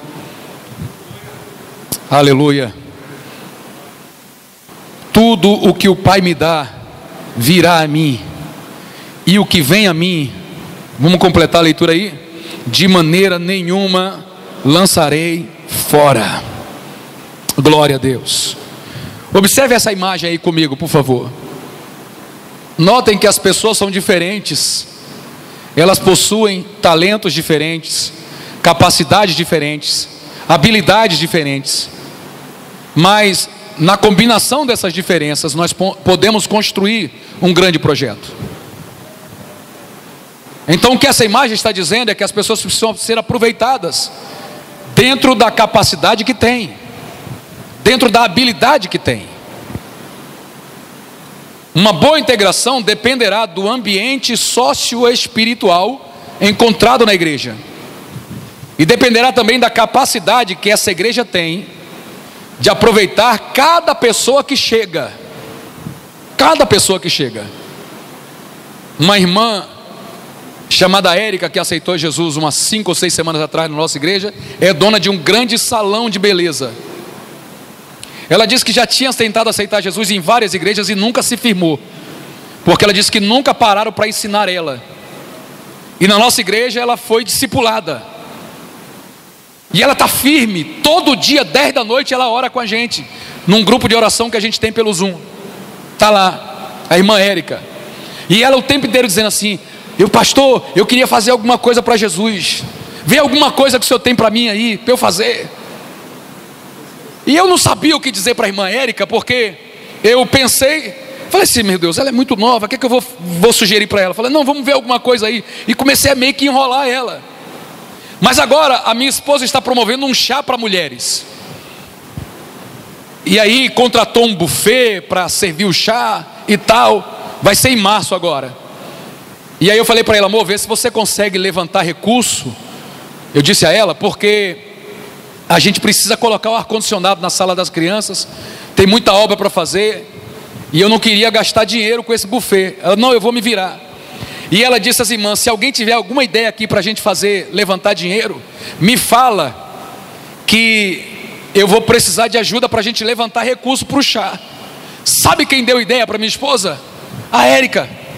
Chegou para ela e falou assim: Mamizilene, se a senhora autorizar, eu vou oferecer um dia de beleza no meu salão. Oh glória! Olha só, pastor Wallace, um dia de beleza. Eu tenho mais de 3 mil seguidores no Instagram, que moram aqui em São Cristóvão, no nosso bairro. Eu vou lançar um sorteio, R$5. Quem quiser participar do sorteio, eu vou dar um dia de beleza, tudo, cabelo, unha, pele, para a ganhadora.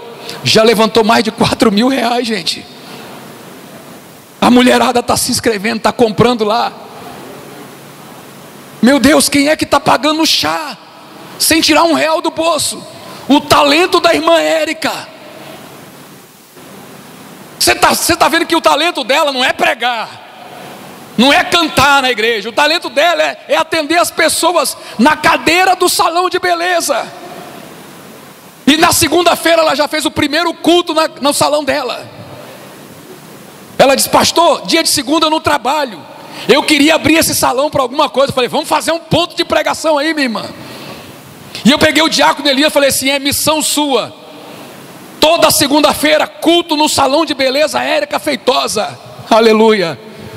E ele já fez o primeiro, segunda-feira agora. Aí ela fez vídeo, já botou nos canais dela da internet, nas redes sociais, e dizendo: amigas, eu quero vocês aqui na próxima segunda-feira. Eu já estou profetizando que a Érica vai trazer um monte de gente para Jesus, que vão ser salvos dentro do salão de beleza dela. E glória a Deus por isso. Vale a pena dar um glória ou não vale? Algumas dicas aí, irmãos, para uma boa integração. Primeiro, dependa do Espírito Santo. Porque por mais carinhoso, por mais simpático, por mais gentil que você seja, se o Espírito de Deus não fizer obra, a gente não segura ninguém na casa do Senhor. Ele disse: sem mim nada podeis fazer. Então, integração tem que ser motivo de oração. A gente tem que orar para Deus dar simpatia, fazer o rosto dos crentes ser bonito, alegre, atraente no bom sentido, no sentido santo da palavra, para a pessoa se sentir bem do seu lado. Ou quando eu estou perto de você, eu me sinto bem. Como assim? Me sinto seguro, sei lá. Eu tenho os problemas, quando eu chego perto de você, é uma paz tremenda que eu sinto. Quem é que promove isso, gente? O Espírito Santo de Deus. Oh glória, quem é cheio do Espírito atrai, não repulsa as pessoas, não, ele é atraente, as pessoas se sentem bem perto dela. Glória a Deus por isso. Segunda dica que eu quero te dar: contextualização. Você viu que eu dei vários testemunhos aqui, contei algumas experiências da nossa igreja lá, dentro da contextualização. Pandemia, igreja fechada, mas Deus falou para mim: não pare de alimentar meu povo. E a gente começou, pastor, lá com um celularzinho assim, ó, com a minha internet, lá filmando, um som ruim. Investimos, já compramos filmadora, já compramos equipamento de captação de áudio. A nossa live já tem outra qualidade. Agora eu estou pagando um treinamento para os jovens, porque ninguém sabia mexer em nada disso. Estou pagando um treinamento para os jovens se desenvolverem, se aperfeiçoarem, para a gente ter uma estrutura boa de mídia na igreja. O que é isso? Contextualização. Imagina uma igreja no Rio de Janeiro, 40, 45 graus que está fazendo agora lá, sem ar condicionado, com a telha de zinco, de amianto na cabeça dele. A telha só falta ficar vermelha em cima da cabeça da pessoa. A pessoa vai querer congregar naquela igreja com a telha fritando a cabeça dela, ou vai preferir congregar na igreja que fica do lado, que já tem um ar-condicionado? A resposta é óbvia, né? Se não tiver nenhum problema de doutrina lá, é lá que ele vai, porque lá ele está se sentindo mais confortável. Alguns pais, na primeira congregação que eu dirigi, não tinha sala para as crianças. As crianças ficavam na igreja, atribulando a mãe. Criança de hoje não é como a de antigamente. Antigamente o cara tinha 11 filhos, botava os 11 num banco só, ninguém levantava. Ninguém conversava com ele, era uma fileirinha de irmão assim, ó. Agora hoje o que é que os meninos fazem, gente? Aguenta ficar na igreja? Não aguenta. Aí a gente tem que se contextualizar. Uma salinha para as crianças. Eu não tinha sala. E o meu tecladista, ele tinha 3 filhos pequenos. Ele ia quase que sozinho para a igreja, porque a esposa não aguentava ficar puxando um, puxando o outro. Os meninos querendo correr na igreja o tempo inteiro. E um dia ele chegou para mim e falou: pastorzão, poxa, eu te amo, mas eu vou precisar congregar em outra igreja. Falei: o que houve? Ele falou assim: pô, pastor, minha esposa não está conseguindo congregar, porque eu fico aqui no teclado, ela fica lutando com as 3 crianças, é muito complicado. A gente precisa de uma igreja que tem estrutura para os nossos filhos. E eu falei para ele assim: Paulo, vai com Deus, meu irmão. No seu lugar eu faria a mesma coisa, porque todo pai quer o melhor para os seus filhos. Então a igreja precisa lutar para se contextualizar, para atender essa demanda de agora. Alguns pastores falaram para mim assim: meu irmão, acabei com esse negócio de culto online. Eu falei: faz isso não, pastor, pelo amor de Deus. Sabe por quê? No dia que o crente sair tarde do trabalho e não der tempo para chegar na igreja, ele vai querer assistir a pregação do Senhor. E se o Senhor não estiver pregando na internet para ele entrar no canal da sua igreja, ele vai assistir a pregação de outro pastor. Eu não tinha pensado nisso. Pois então pense, se contextualize, prossiga atendendo às demandas desse tempo de agora. O evangelho é o mesmo, gente, não muda, mas o mundo agora é outro, está mais acelerado. Nós não podemos ficar para trás. Terceiro, mentalidade voltada ao acolhimento. É o que eu chamo de coração de pastor. Quer perder ninguém. Quer perder ninguém. Eu não gostei quando Paulo foi embora. Eu entendi, abençoei, mas fez muita falta para mim. Porque o coração de pastor, ele não quer perder ninguém. Mentalidade voltada ao acolhimento. Outra dica: cultura de reino. Fundamental que eu entenda o reino de Deus como um todo. E por fim, uma programação relevante. A pessoa tem que sentir que a reunião, que o culto, que a participação dela na igreja foi relevante para a sua vida. Sabe aquele negócio da pessoa entrar de um jeito e sair do mesmo jeito? Isso não pode acontecer.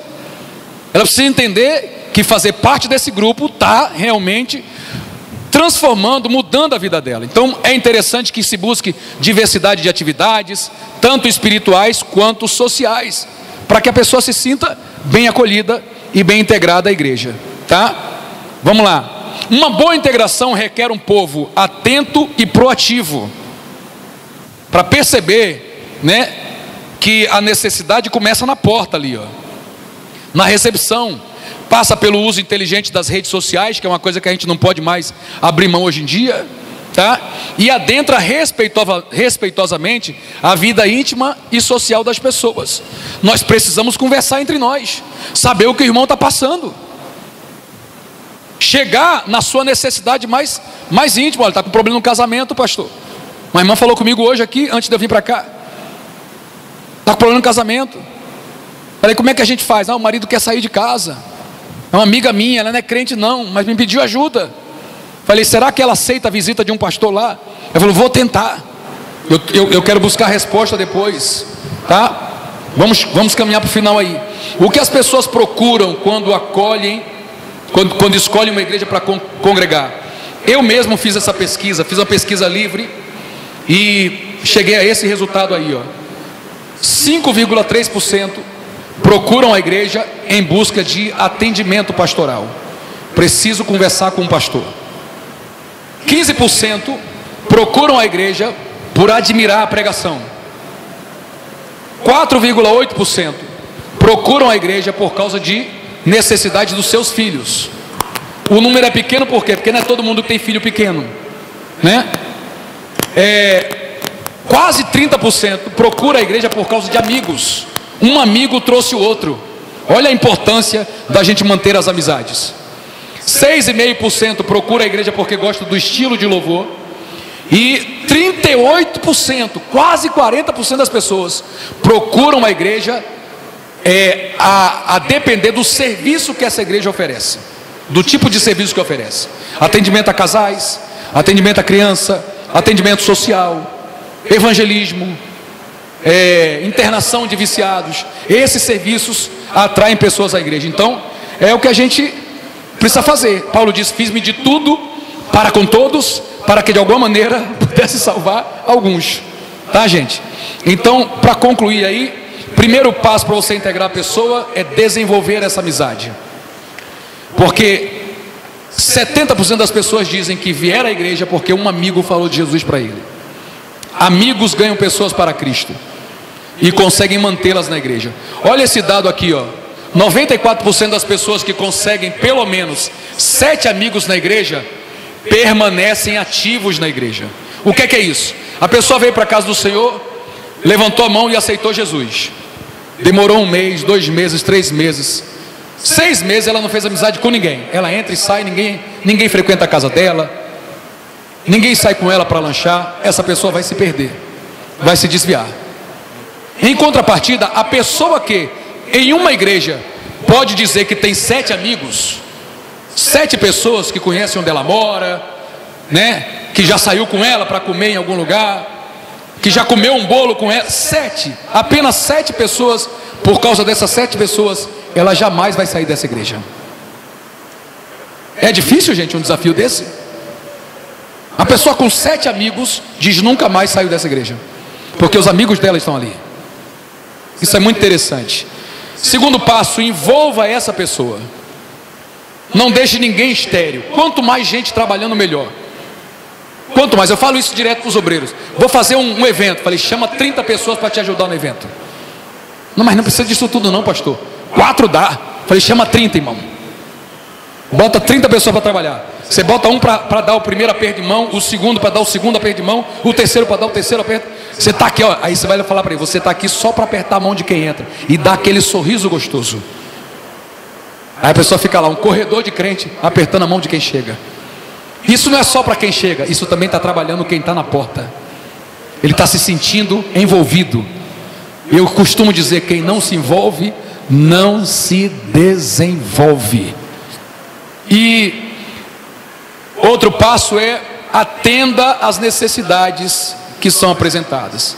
As pessoas trazem problemas porque elas acreditam que a igreja tem autoridade para resolver.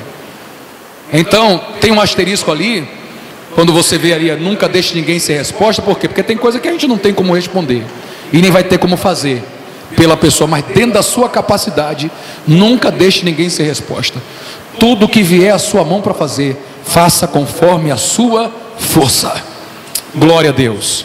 Aproveite e encarregue líderes intermediários. Eu aprendi há pouco tempo atrás, talvez 1 ou 2 semanas, que quem delega não delarga. Você delega, você não delargou, né? Uma vez que você transfere uma autoridade para a pessoa, isso não diz que você está imune dessa responsabilidade. Ainda é sua responsabilidade. Então acompanhe, participe, se mantenha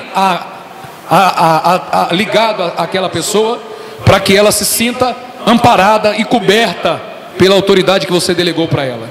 E procure ser rápido, ser célere e autenticamente atencioso, porque tem gente que finge que está te dando atenção, não tem? Você está falando com ele e está desligado aqui, está com a cabeça na lua. Então seja autenticamente atencioso, porque as pessoas percebem quando estão sendo ouvidas ou quando você está simplesmente fingindo que está ouvindo elas. Tem só 2 telas para terminar. A primeira delas é essa aqui. Eu vou apenas ler essas dicas, porque são coisas que você pode implementar aí no dia a dia do seu trabalho na integração. Tenha e mostre interesse em conhecer as pessoas que visitam sua igreja. Procure conhecer. Vai lá: poxa, qual é o seu nome? A primeira igreja que eu pastoreei, o rapaz que ficou como meu vice lá, um presbítero, foi muito interessante que a igreja tinha 29 pessoas, né?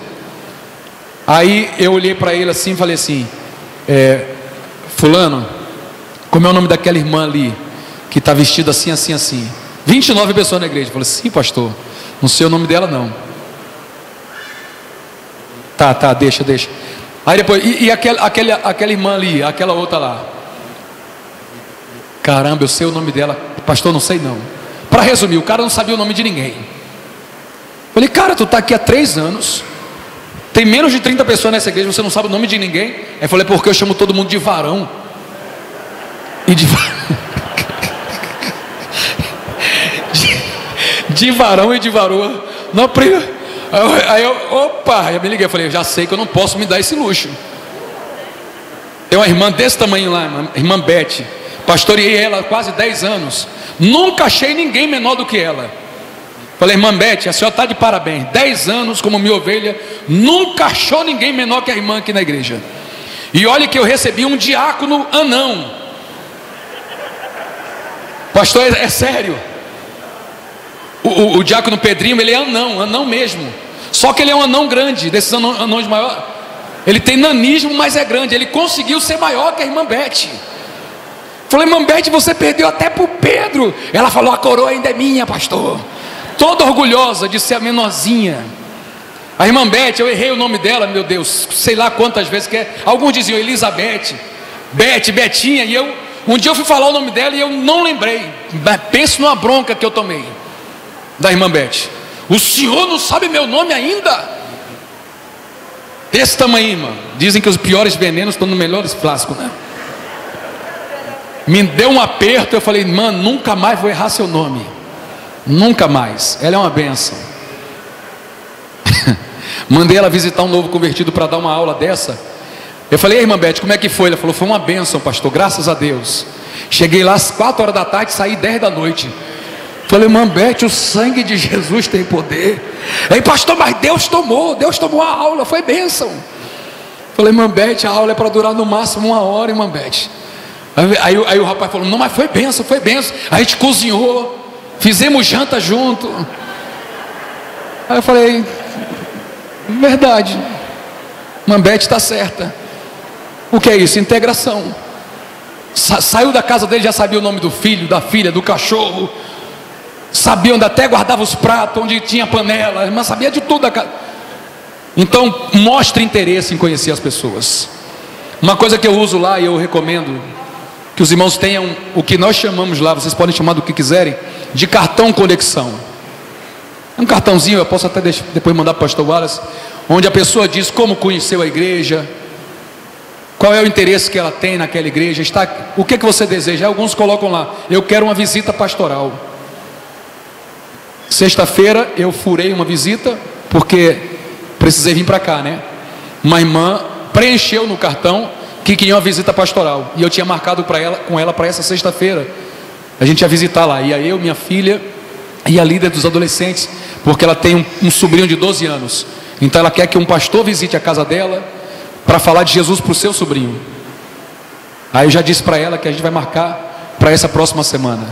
Mas como é que eu soube que ela precisava de uma visita pastoral? Um cartãozinho que eu deixo em cima do banco.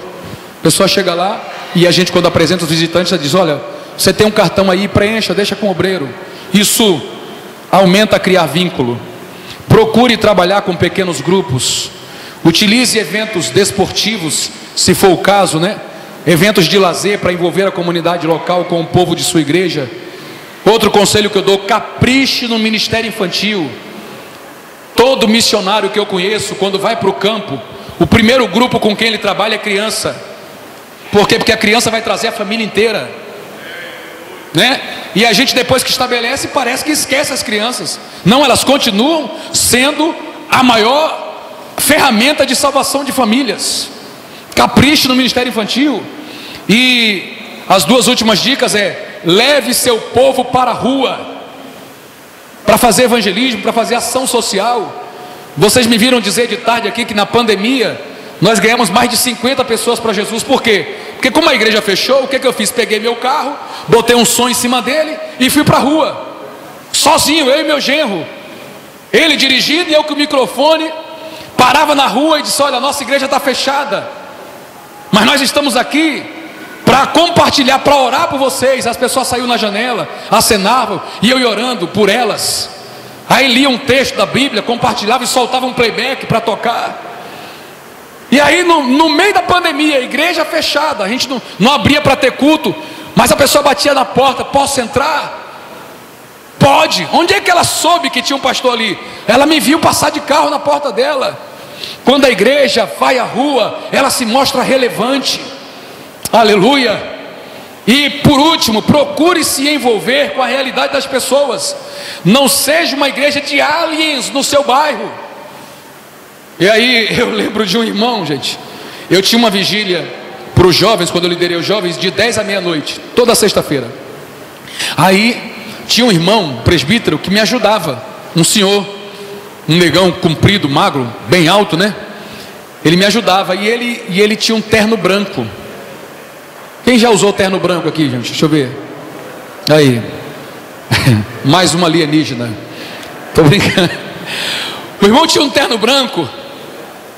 E aí acabou a vigília. Nesse dia acabou às 2 da manhã. Aí a nossa igreja na ilha ficava em frente ao cemitério. Aliás, fica em frente ao cemitério. Se alguém descer a escada com muita pressa, é capaz de cair numa cova do outro lado. E aí terminou a vigília, a gente ficou sentado ali na porta da igreja, e o presbítero atravessou a rua para pegar a Kombi para ir embora. E ele ficou no ponto de ônibus que fica onde? No muro do cemitério. E os adolescentes endemoniados passaram por a gente e viram aquele irmão dessa altura, vestido de branco, na porta do cemitério. E eles falaram ali onde eu estava, falaram assim: aí, vamos mexer com aquele negão lá, ó. Quando eu vi aquilo ali, eu falei: misericórdia, endemoniado, irmão saindo da vigília. Os garotos atravessaram a rua e falaram assim: ei, você veio de que planeta? Perguntaram para o irmão. O irmão falou assim para os jovens: eu não sou desse mundo. Irmão, aqueles adolescentes devem estar correndo até hoje. Deus abençoe os meus queridos irmãos. Muito obrigado por tudo.